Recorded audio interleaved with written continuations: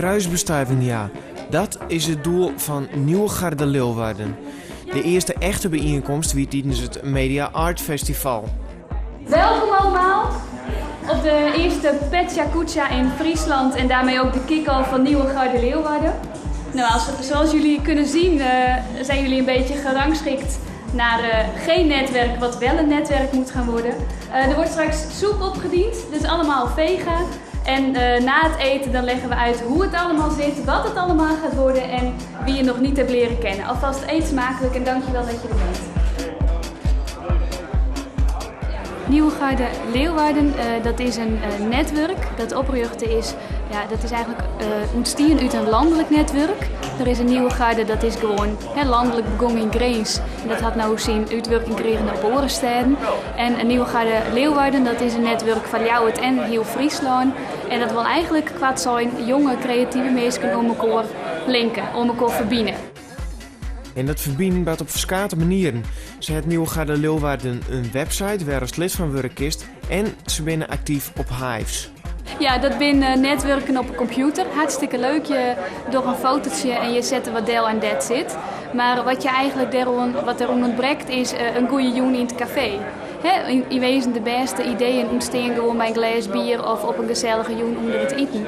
En ja, wat je in het dorp maar lieke goed in de stad is dat je eigenlijk alles nu te joen bij dezelfde mensen aan tafel balansen. En het is heel gezellig, maar op een gegeven moment hij elkaar voor jet en jij en niks nice. En wat we hier creëren is dat mensen kunnen met elkaar aan tafel zitten, en met elkaar aan de praat ruiten en dat er dus op nieuwe ideeën komen en elkaar echt helpen kunnen aan opdrachten. Om elkaar wat beter kennen te leren binnen er verschillende creatievelingen die het een zogenaamde Petja Kucha horen. Een Petja Kucha is Japans voor boeiend prietpraat. Tijdens een Petja Kucha worden er 20 afbeeldingen stoond waarbij de spreker 20 seconden vertellen mag. Deze gootsteen, hier zie je een gootsteen, is volledig van massief multiplex gemaakt. Nou, iedereen die loopt al eens door de poep, ja? En de poep die gaat dan in de ribbeltjes van je schoenen zitten. En als je dan thuis komt en je loopt over het tapijt, krijg je een afdruk van de ribbeltjes van je schoenen in het tapijt.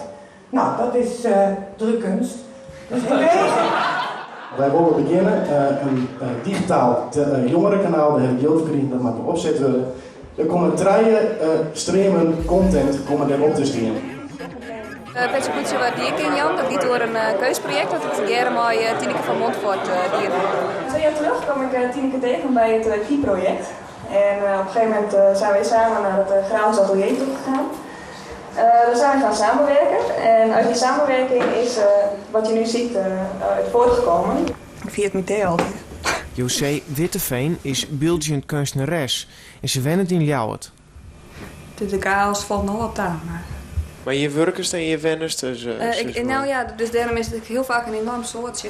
Want de held is mijn atelier en de andere held lip ik zo wat, zeg maar.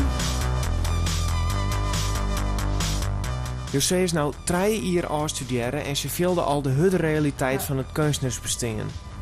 Ja, en toen ben ik achtergekomen dat je eigenlijk heel erg afhankelijk bent van subsidies als kunstenaar, zeg maar. Hè? Of je bent afhankelijk van het basisstipendium of je bent afhankelijk van dit. En dat je als je krijgt beginnen kun je gewoon in het meeste geval net al ben je net in staat om echt al meteen als volle werk te verkepen dat je er echt van roem kunnen komen. Gaat dat ooit gebeuren bij daar? Ik hoop je het wel. Ik hoop je wel dat ik uiteindelijk er echt... ik zie altijd wel van alles. Ik doe van alles. Dus ik zal altijd wel... Maar mijn fotografie, maar mijn grafiek. En het is altijd wel een combinatie bloeien, denk ik. Ja. Maar ik hoop je het wel. Ja. Dit is mijn eerste lito. Dus hier ben ik maar begonnen. De Nieuwe Garde, is dat nou belangrijk voor jou? Nou, dat vind ik wel, want nou, alleen nog wel terug die 2... nou, ben we toevallig dit weekend weer naar het bos geweest, maar een aantal mensen ervan. En dat is gewoon geweldig, we zitten bij fotografen bij. En dat is gewoon heel leuk om dan nu te wisselen over hoe doe je dit, hoe doe je dat. En de vorige keer ik maar die eerste bijeenkomst vond ik geweldig. Je komt dan toch in contact met mensen die je normaal net zat zien komen. Ja. Dus dat is echt hartstikke leuk. Dat is toch wel, vind ik wel heel belangrijk. Hartstikke mooi. Mooi van kleuren en hier is die 2 schuiven.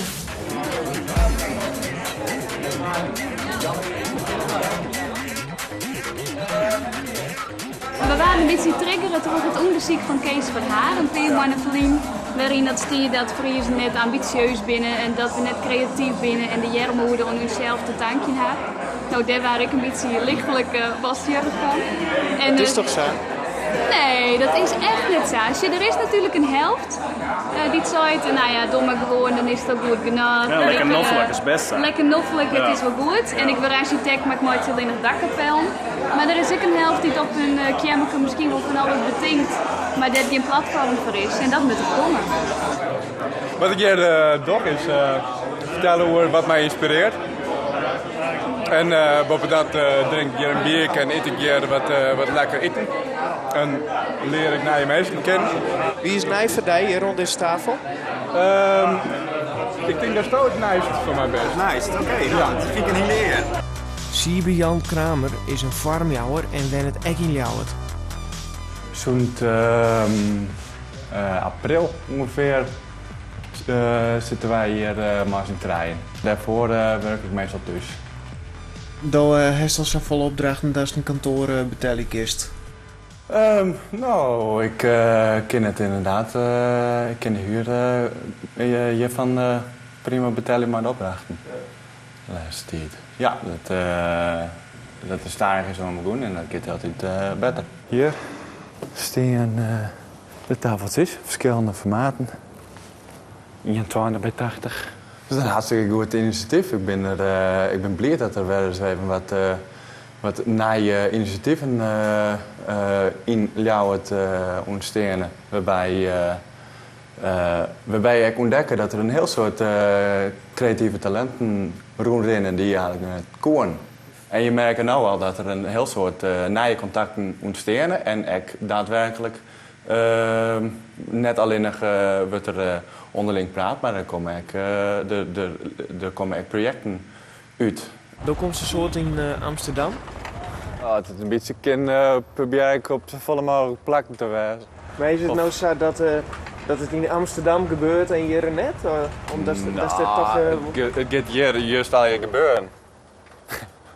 Nee, er gebeurt zelfs een heel soort in Amsterdam. In vergelijking met Amsterdam gebeurt hier misschien wel volle minder.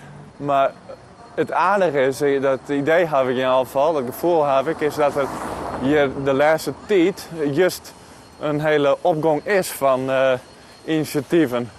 Je hebt het Cartesius Instituut met Fritsjes, Nieuwe Garde, de Poppengremium is zelfs Luik Dwaande. Ik heb wel het idee dat er juist een opgang is in culturele vermaak.